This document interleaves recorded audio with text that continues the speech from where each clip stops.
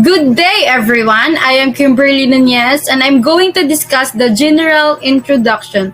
So, the main purpose of this report is to present the principal ideas and issues in the area of ethics offered by philosophers from classical to contemporary times.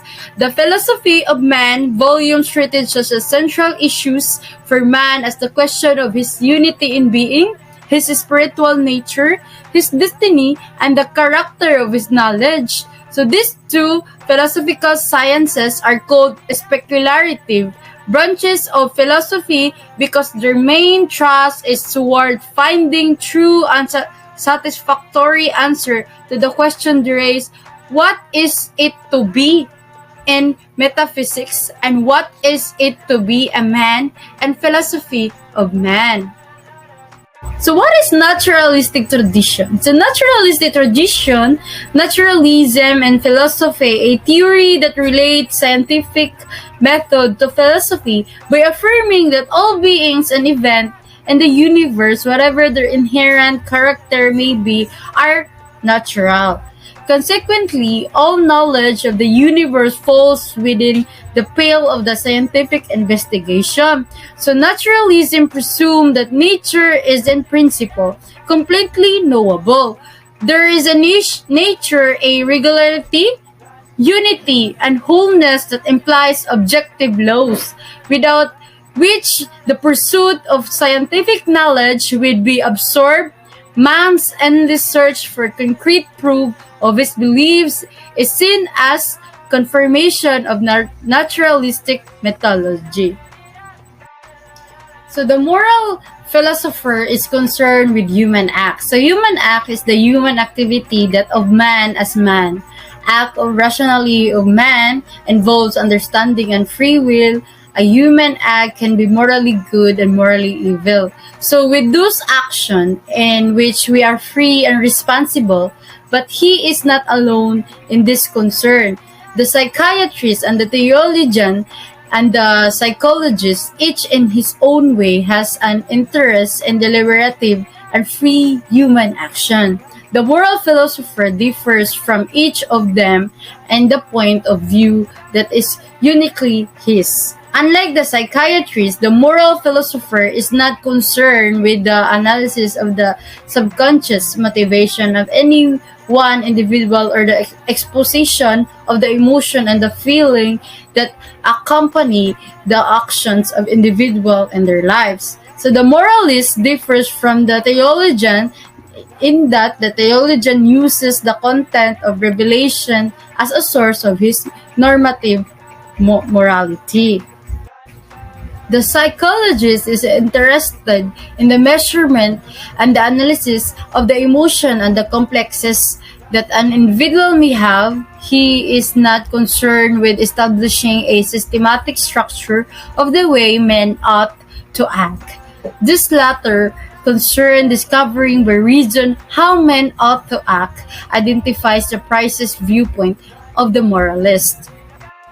This man, his name is John Locke.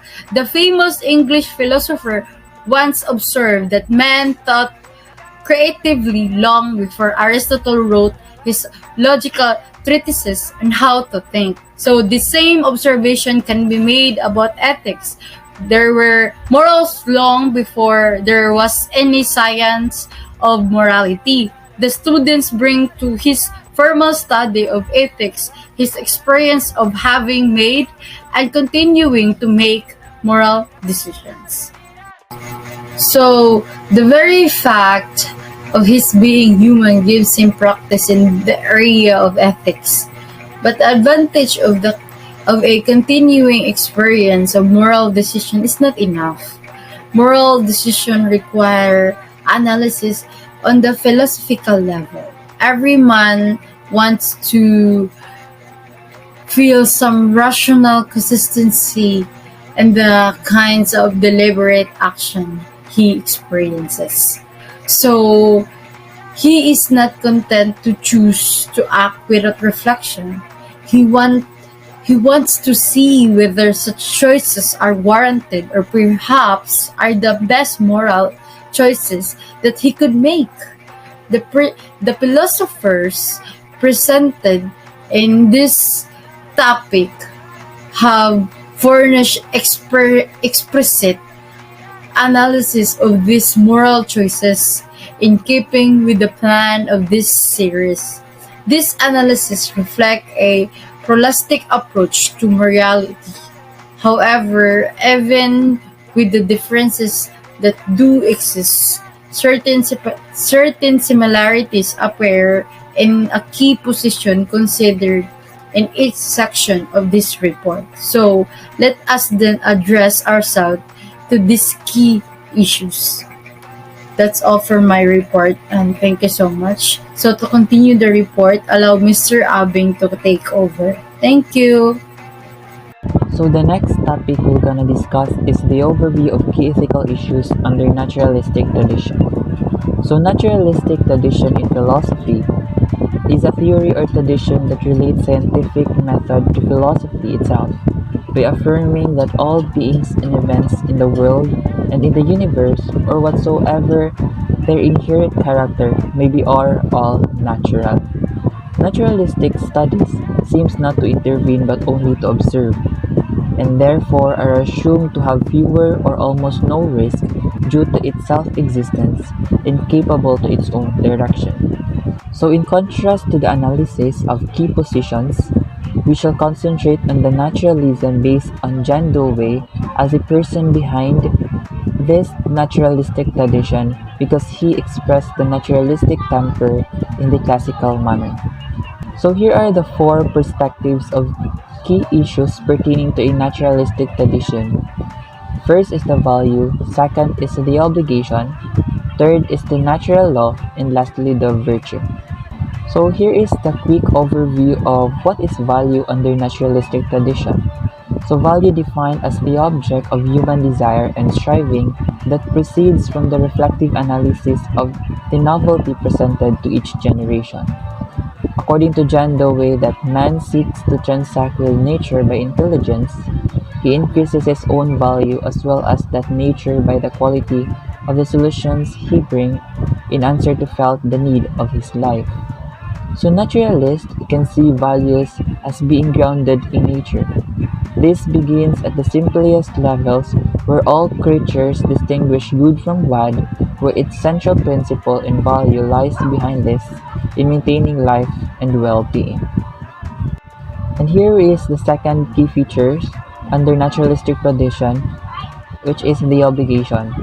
Obligation is the claim made upon us by reason that some things are to be done and deserve praise, whereas others are to be avoided and deserve blame. According to John Dewey, that his general principle is that each man is obligated to action and responsibility in strict proportion to the cultivation of his mind and the power of his reflective intelligence. John Dewey also stresses heavily the need for every man to grow to greater moral maturity and a sense of obligation. So naturalistic obligation upholds being that do not yet exist. These obligations do not consist in giving them life, but in giving them natural happiness. The third one is the natural law. Natural law takes on the objective character, having objective references in the sciences of all the people. It is the state that man itself is capable of setting up of morality based on his own nature. According to John Dewey also, that the action is lawful that will mediate the risks and dangers of situations confronting man in society. It would be inadequate to speak of this as a plea of adjustment. It is more an active solving and pressing crisis than a fatalist submission to what are consumed to be insoluble situations. So the important things under naturalistic tradition supposedly allows us to morally evaluate the law and determine our moral obligations with respect to law are actually rendered more difficult by its collapse of the distinction between and under the natural law. And here is the last overview of the last feature under naturalistic tradition, which is the virtue. Virtue is the power of moral actions that enables man to act with ease and order in some of his life. Virtue are naturalistics in a sense that the values they uncover are the virtues supplied by nature itself, understood to build into our biological ways and set up by nature, which sets the shape and a point of moral life. It is important to recognize the moral virtue develops over the long period of time. People are born with all sorts of natural tendencies. Some of these natural tendencies will be positive, such as placid and friendly nature. And to possess a virtue is to have a will to apply it, and the knowledge to do so. Naturalistic tradition is the third perspective in moral philosophy, which has been chosen as a subject to be talked about in naturalistic ethics. As a worldview, philosophical naturalism claims that the universe does not claim any supernatural cause, conservation, or government. Further, naturalism declares that the world is self-existent and capable of its own direction. Some version of naturalism insists that there is no true purposiveness working in the world, and that even the appearance of man in the course of evolution was completely a gratuitous incident. The naturalist also seeks to explain all mental and spiritual life as ordinary operations of nature, without any need for supernatural event or sanctions. Naturalistic ethics is the moral theory that considers ethics to be essentially an empirical science of human conduct, value, and obligation. The word empirical means precisely that the naturalistic moralist seeks to base his claims on relevant findings of the behavioral sciences such as sociology, anthropology, and psychology, and the natural sciences, which consist of biology, chemistry, and physics. Considerable stimulation to the perspective of naturalism was provided by the publication of Charles Darwin's Origin of the Species in 1859. Darwin established this theory of the evolution of man from brute animal ancestors by his principle of natural selection. From this principle, some philosophers concluded that the survival of the fittest species by natural selection is a scientific fact that makes the presence of a provident and conserving God no longer necessary. The same principle also stresses the kinship of man with nature and has influenced philosophers to view man totally in terms of nature in this world. Finally, since Darwin saw nature as red in tooth and claw, many naturalists such as Dewey have stressed the risk man in his dealings with a world that cannot always be expected to be friendly, and the necessity, therefore, for man to use his intelligence to the utmost. Although the naturalist stressed the risks, hazard, and appearance of novelty in the universe, he agreed that the Greek and Christian philosophers, who held that there are some stabilities in the world, and that though the scientific method some objective knowledge of the world can be gained. What is stable for one age, however, may be outdated for another. Since man and the universe are constantly evolving, the naturalist considered any Hegelian attempt to find out all the secrets of the world once for all an impossible endeavor. Although the naturalist will insist on the function of reason as an instrument for successful encounter with the world of risk and uncertainty, we must refuse to characterize him as thinking that the world is changing so fast that no stability is possible, no continuity available. For in his tradition, the very acquisition of stability and equilibrium is the prize of a reason informed by scientific method. Here I am presenting two of the country's greatest philosophers. John Dewey and George Santayana. They are both naturalists. Dewey's naturalistic emphasis can be found in a developed form in such works as Experience and Nature and The Quest for Certainty. Santayana's philosophy is well expressed in The Life of Reason under Volume 5 of 1905 to 1906, and Skepticism and Animal Fate in 1923. Other important American naturalists also include Sidney Hook, Abraham Edel, Ernest Nagel, John Herman Randall Jr., and Morris R. Cohen. Good day, everyone.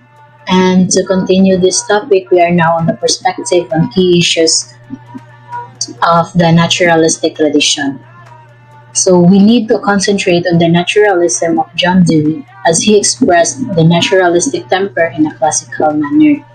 Just like value, he insisted that it proceeds from the reflective analysis of the novelty presented on each generation, that man seeks to transact with nature by intelligence, as he increases his own value as well as that of nature by the quality of the solutions, he brings in answers to the felt needs of his life.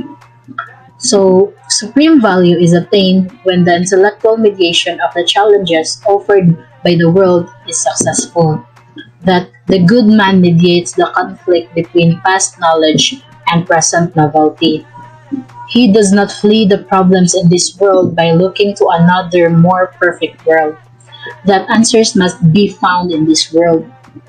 This kind of knowledge that will derive the needed answer is known as the scientific method, in which, since the time of Galileo, has transformed the world in which we live. And for Dewey also, not only moral values are deeply rooted in our nature, we touch the same sphere in aesthetic experience. The next one is obligation. He views that each man is obligated to actions and responsibility in strict proportion to the cultivation of his mind and the power of his reflective intelligence. That this is also an echo of the Platonic theme that knowledge is a virtue, as he stresses heavily the need of man to grow to ever greater moral maturity and sense of obligation. He writes that good man is the man who, no matter how morally unworthy, he has been in moving to become better. That bad man is the man who, no matter how good he has been, in beginning to deteriorate, to grow less good. Also, men are obligated to the ever-enduring process of perfecting, maturing, refining their aim for living. So, in the concept of obligation, there are some remarkable degree of agreement among the philosopher. These refer to the some sort of demand.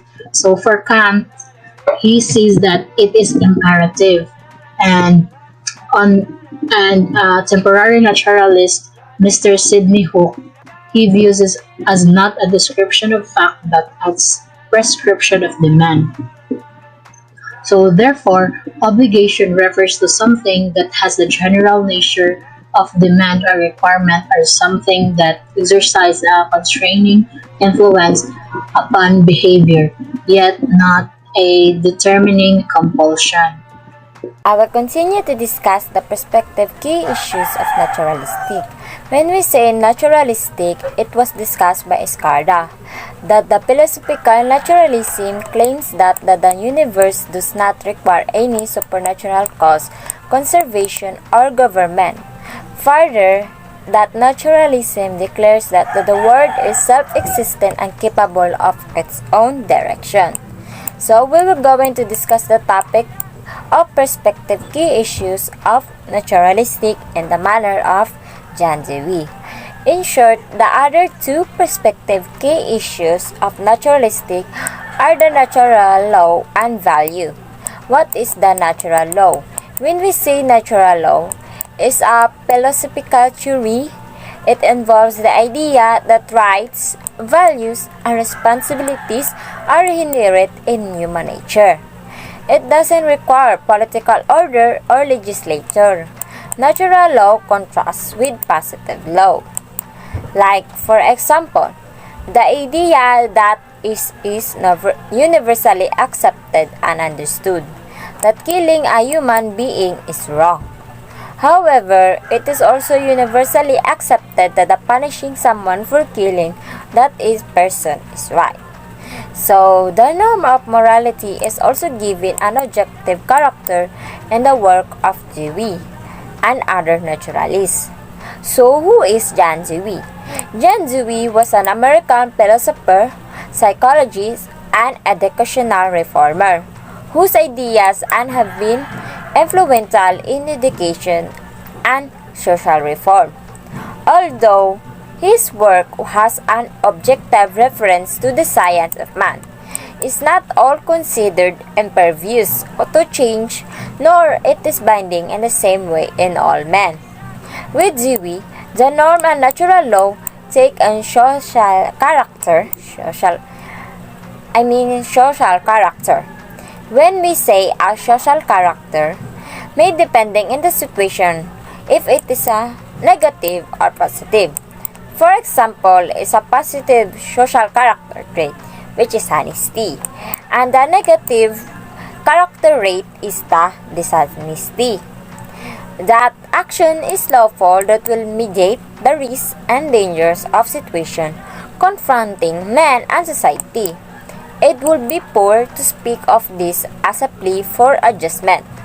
It is more an active solving of a pressing crisis than a fatalistic submission to what are assumed to be unsolvable situations.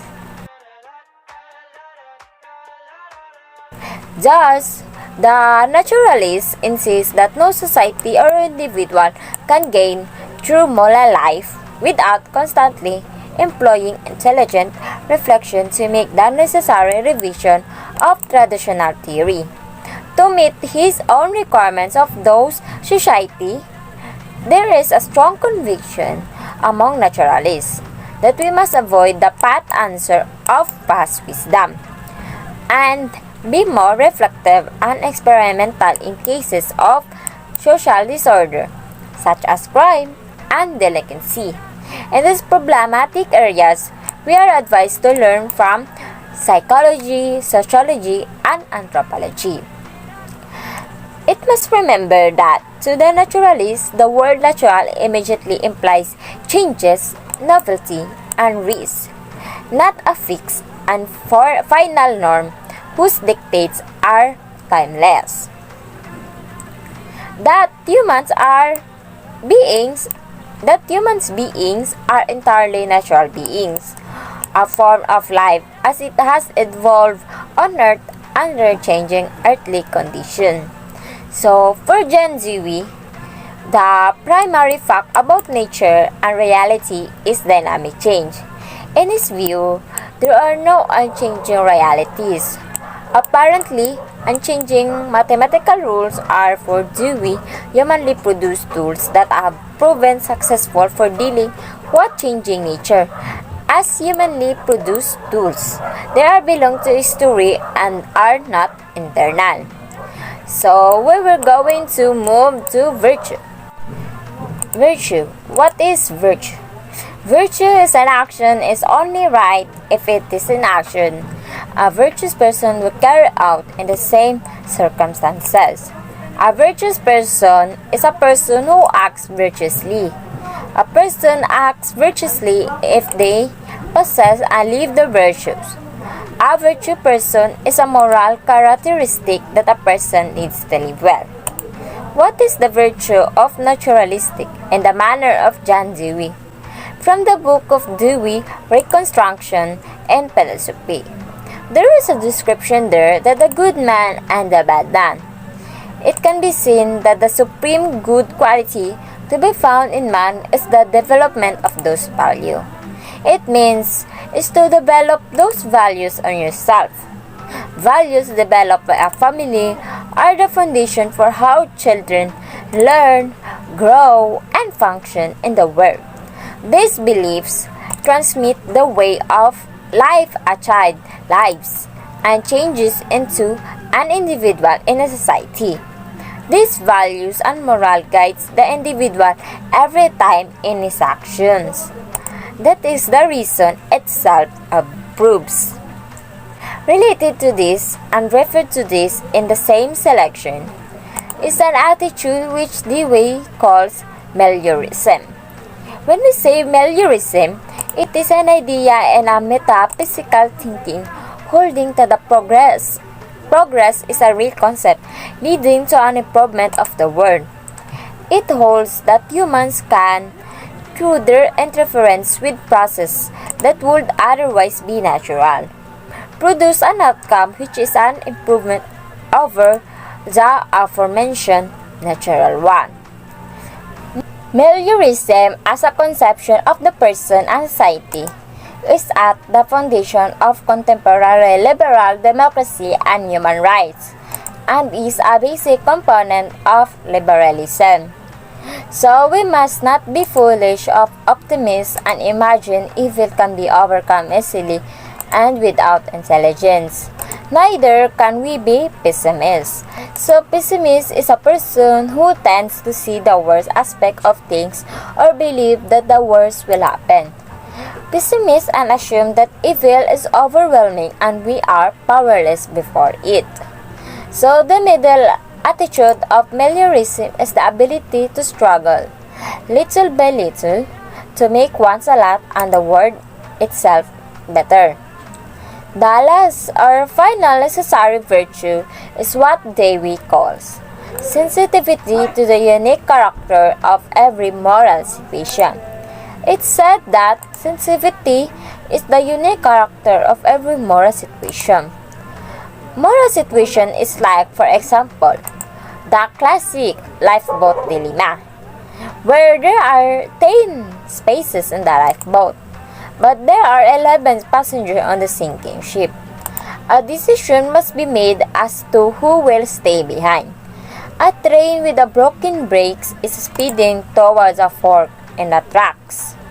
This virtue is a kind of flexibility, a recognition of the truth that each situation, each man, or each problem possesses a unique style and structure. Opposed to this virtue is the supposition that all problems are the same. It means that we have every problem in our lives that everyone can be solved. Everyone has a problem, so that's why all problems are the same. All men are alike, that humans had equal natural rights, equally gave their consent to create a republican government, had equal dignity and were equal under the law. And nothing is new under the sun. It means for that there is many things, ideas that appear new, aren't really new at all. So that's all about naturalistic tradition and the concentrate of John Dewey ideas of naturalism. That's all of our report about naturalistic tradition. Thank you for listening and hope you learned something.